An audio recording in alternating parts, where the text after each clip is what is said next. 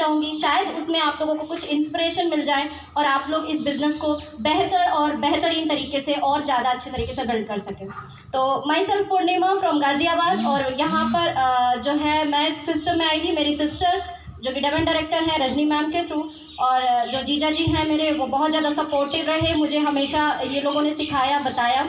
और मैं बताना चाहूँगी 2014 में मैंने ज्वाइन किया था इस बिज़नेस को, मुझे पता भी नहीं था, मेरा आधार कार्ड लगा दिया गया था, और उसके बाद भी बहुत कोशिश की गई थी मुझे समझाने की, बट मैं नहीं समझी, क्योंकि जो माइंड में एक चीज़ें चलती हैं ना कि जोड़ने वाला काम है, चेन बनाने वाला काम है, और ये उनका काम है जिनके पास कोई काम नहीं होता। सो वो चीज़ें मेरे भी माइंड में थी, इसलिए मैंने इस बिज़नेस को उस टाइम नहीं समझा था। उसके बाद आफ्टर मैरिज मैंने जो है इस बिज़नेस को जब समझा, जब मेरी पीएचडी शुरू हुई, और मैं एक्चुअली प्रोफेसर बनना चाहती थी। मेरा जो ड्रीम था, है और हमेशा रहेगा, वो ये है कि नेम और फेम, उसके साथ में मनी, ये मेरा ड्रीम था, है और हमेशा रहेगा। तो ये चीज़ मुझे चाहिए थी, इसके लिए मैंने पीएचडी शुरू करी। और पीएचडी करने के दौरान जब मुझे नेटवर्क मार्केटिंग, क्योंकि जो मेरे सीनियर सर थे उन्होंने मुझे बताया था कि ये जो टॉपिक है नेटवर्क मार्केटिंग, इसमें बहुत सारी थीसिस बनी हुई हैं, तो बेटा इस पे बना लो, इजी होगा, कॉपी पेस्ट कर सकेंगे। सो मैंने डिसाइड किया कि चलो नेटवर्क मार्केटिंग पे हम अपनी जो है थीसिस बनाएंगे, हम पीएचडी करेंगे।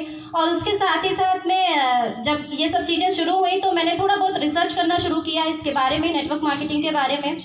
और मैं आज भी बहुत से लोगों से यही कहती हूँ कि जब मैं आपको प्लान बता रही हूँ तो आप मेरे कहे पे मत जाओ, आप खुद रिसर्च करो। नो डाउट आप टाइम दे रहे, मनी नहीं दे रहे हो, बट टाइम तो दे रहे हो, टाइम इज़ मनी।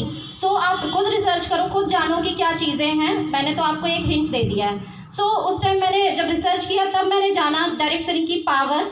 मैंने समझा कि ये इतनी ज़्यादा पावरफुल इंडस्ट्री है कि अगर मैं फॉरेन कंट्रीज़ की बात करूँ तो लोगों ने अपने प्राइवेट जेट तक ले रखे हैं इस इंडस्ट्री की पावर से, उनके अपने पर्सनल आइसलैंड भी हैं। तो मुझे समझ आया कि क्या इतना बड़ा भी किया जा सकता है। मुझे यकीन नहीं हो रहा था, तो मुझे इतना इंटरेस्ट आने लगा कि मैं और डेप्थ जा कर के चीज़ों को समझने लगी, तो मुझे और ज़्यादा इंटरेस्ट आने लगा। उसके बाद दी ने मुझे बोला कि गो क्राउन इवेंट हो रहा है, आप वहाँ पे चलो, वहाँ पे और ज़्यादा चीज़ें क्लियर होंगी। तो मैं जब गो क्राउन इवेंट में गई थी तो वहाँ मुझे जो चीज़ मिली वो अमेजिंग थी, क्योंकि वो जो माहौल था वो मैंने आज तक अपनी लाइफ में कभी देखा ही नहीं था।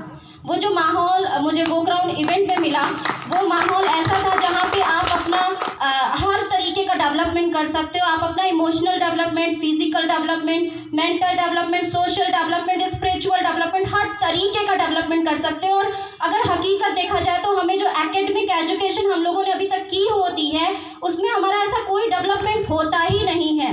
हमें तैयार किया जाता है नौकर बनने के लिए, नौकरी पाने के लिए तैयार किया जाता है। कहते हैं ना, बात पैसे की नहीं होती, बात तो टाइम फ्रीडम, मनी फ्रीडम, बात आर्थिक आज़ादी की होती है, पैसे की नहीं होती। और हम लोग पैसे कमाने के चक्कर में पूरी ज़िंदगी बिता देते हैं और बाद में पता चलता है वो जो पैसा कमाया था उसको एंजॉय करने का टाइम ही नहीं है।